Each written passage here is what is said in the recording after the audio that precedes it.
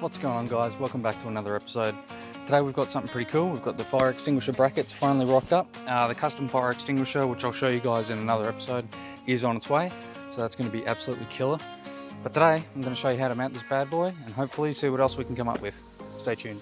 The only other thing I am going to show you guys, you may have caught a sneak preview of it in another episode, is the Final Form carbon fiber radiator covers for FG. This will suit all FGs, but obviously if you've got a V8 and you do have the intake in the original spot, it won't work. But if you do have a pod filter or something like that, it will work, as you'll see. Pretty self-explanatory, but I'll just show you guys because they are going to be back available soon. And yeah, let's check it out.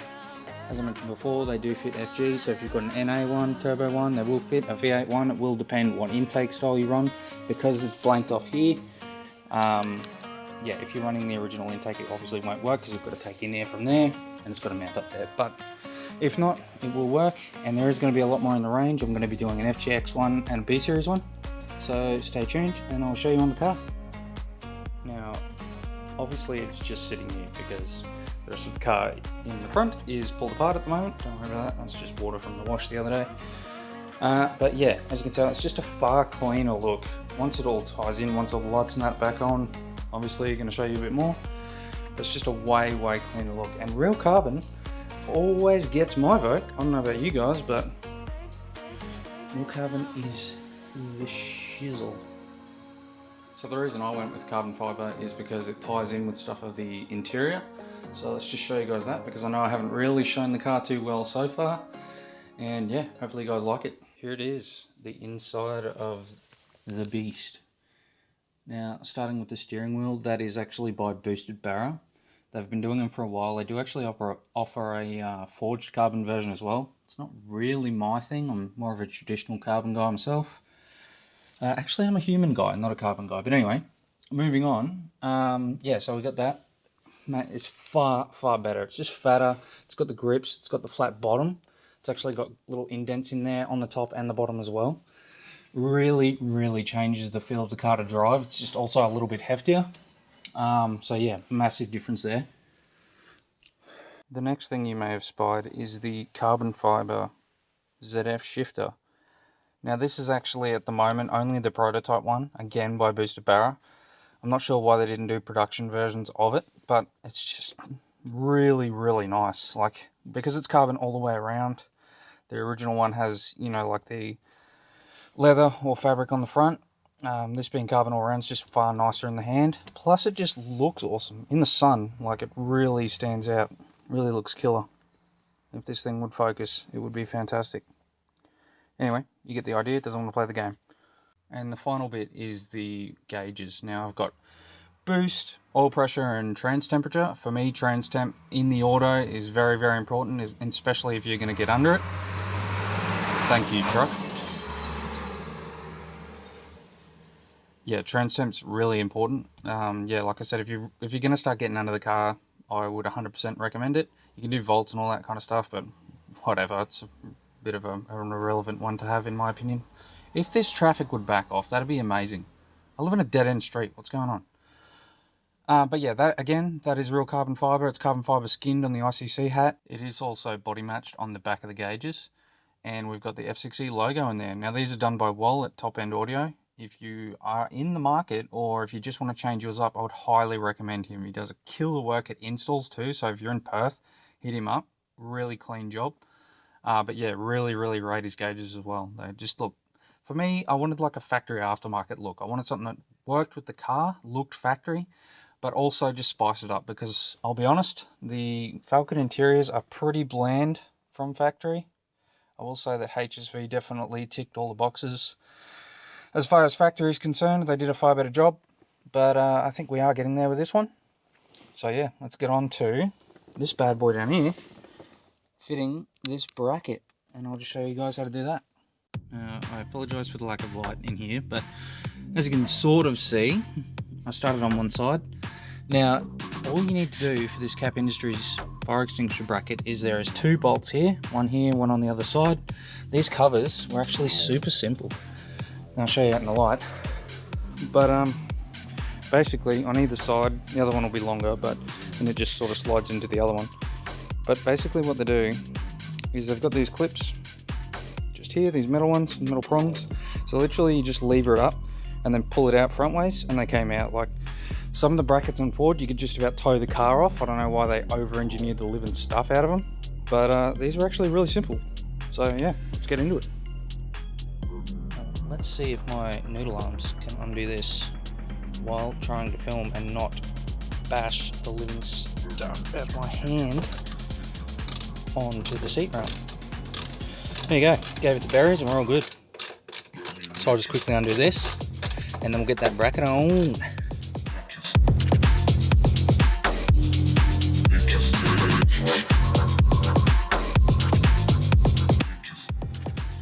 Well, here it is, the Cap Industries bracket.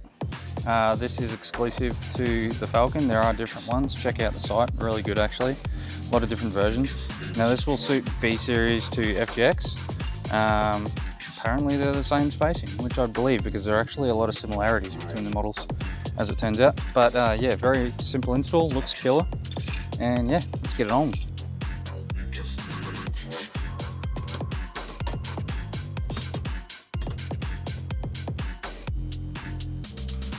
One-handed. Now I know the YouTuber feels.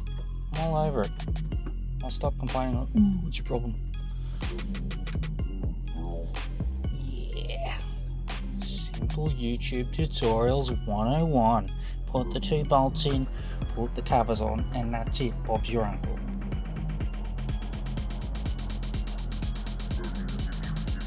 Oh, look out. The first YouTube unboxing on my channel. Down the date and time, people. Remember where you were. I don't even know what it is, to be honest. One-handed unboxing. Aya! Let's see if I can cut my foot off by doing this. What even is it? Can I do it one-handed? That's the question. Oh yeah! You got it to me. Mother of God. It is the Mackie-Lek patch loom I needed. The only missing piece to get this car back on the road. Oh man, this day just got way better. Sweet, let's do it. So apparently today I decided to have the IQ of a garden rake. And I just mucked around with these covers for about 10 minutes. Trying to push them in from the top, side, whatever. Trying to work out the little metal clips, little clamping clips in there. All you literally do is get them down level and push them from the end. After all that, man, darn. But anyway, it's in, looking killer. Now we're going to have that bracket with the custom fire extinguisher. Going to be sweet and protect the pride and joy. So, very cool. Now let's move on to this patch loom and hopefully, fingers crossed, get these lights working so we can drive this beast again. Alrighty guys, we've sort of jumped ahead a bit. I went ahead and put one side in. Now that is all plugged up, wired up. That patch loom fits perfect as expected. I just wanted to make sure it all worked because after the headaches I've had with the wiring, yeah, I just wanted to check it was right before I got too excited. But yeah, now we'll just jump into this driver's side light. Show you how to fit it. It's pretty easy, like really just plug and play. Just seal this guy up here, which used to be for the low beam side. Actually no, that'll be the high beam side. Peanut. Yeah, we'll just seal that up, just literally electrical tape, and then just zip tie it away. Fit the light in, and then we'll get this front bar back on and she will be complete. Now, while it's been sitting since the last video and the clean, the battery, which is the Odyssey battery just under here, has decided to not quite have enough charge and voltage to start the car because Falcons are really finicky with their voltage drops, and yeah, it just clicks. So I'm gonna have to get the C-Tech onto that, charge for a little bit, and then we can do the maiden voyage. Now whether that's today or not, I'm not sure, but yeah, let's get into it. Right, I thought I'd just show you guys too, before we get into it too far, this is the Mackie-Lek patch loom from Mark 1 to Mark 2. So it is pretty much just the wiring loom you get for the Mark II headlights. The only difference being that he has done the 3-prong plug, which you get on the Mark 1, which attaches to the low beam plug. The high beam plug, like I showed you before, just the 2-prong guy, that then becomes unused. You just seal it up and tuck it away. So that plugs into that. You've got the inline fuse there, which you probably may or may not be able to see. That then enables it to switch for high and low beam with the one plug. Just plug and play, as I said. And yeah, that easy, really simple, but way cleaner. Because the part, and I'll show you quickly, that I was running before is this guy here. So basically what I did is I just got a plug that went from H4 to H7. I still ran both sides when I did the LED, so I did a high and a low beam side. It did work, but the connection, as you can see, is just a little blade connection, really simple, really dodgy, hence the change.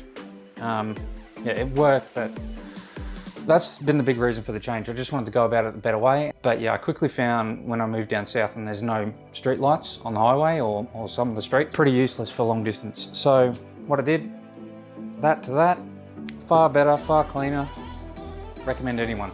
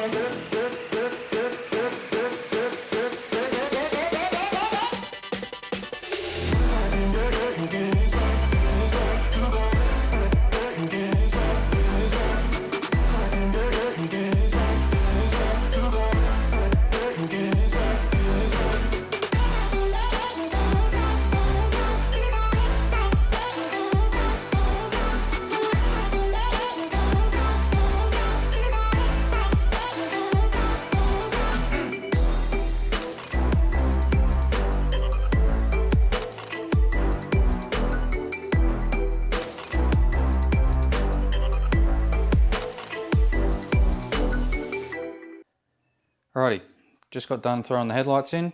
They are all secured in, bolted in, but unfortunately I am going to have to call it quits for today. I've just got a few other things I need to get done, which sucks because I am really keen to get it back together and just go for a drive. Also thought I'd throw on the radiator cover. It's just sitting there, but to give you an idea of what the vision was, obviously when you look at it from the top, it just flows way better. Like it's just that being body color as opposed to the eyelids, then the clear lens, then the rest of it just flows and connects it way better.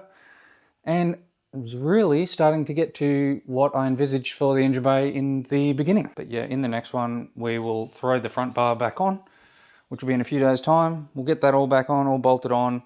The lights all do work. I've just checked they're working. But as I said, the battery's decided to go flat. Being a gel battery, it hates sitting.